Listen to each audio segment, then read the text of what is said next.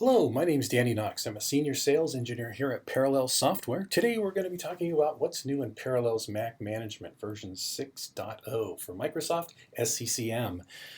We upgrade twice a year with new features to enhance Mac management capabilities inside of SCCM.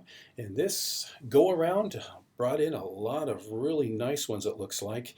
Today we're going to be talking about software metering, but just in general over this series for new features, we're going to be looking at remote wipe and lock. We've added a couple of new task sequences, one for formatting and partitioning a disk before we actually image it. What else do we have here today? We've added some copy and paste steps that we can take advantage of. So if you have a task sequence that you commonly like to use as a template, you can copy out of one and then paste into a new one.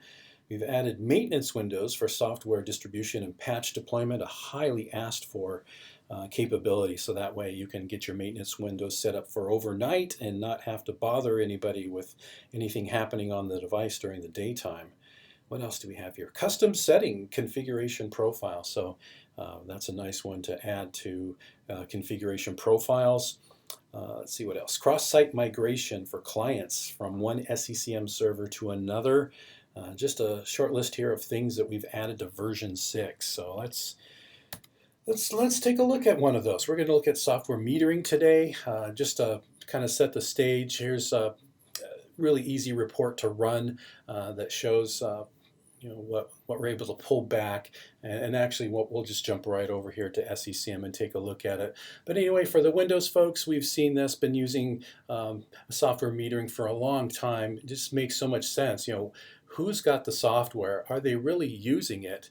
And if they're not, then we can take some action. At that point, everybody wants the software. It costs a lot of money. It takes time to package, deploy it, and then it just sits. So we can't let that happen. We got to watch our budget. So let's jump on over to SCCM, and we'll go into assets and compliance and software metering.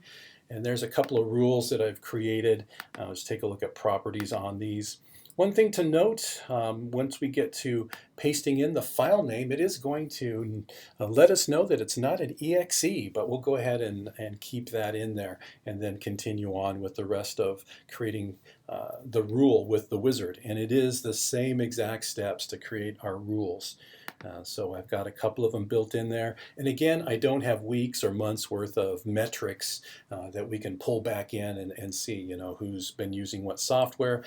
It's such a new series for us, and we just released the software, and we wanted to get this out and get the series started. So we're going to go with what we have today.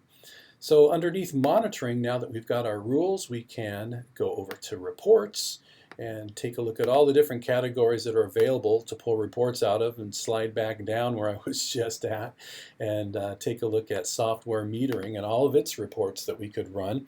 I'm going to go ahead and just throw up this one here.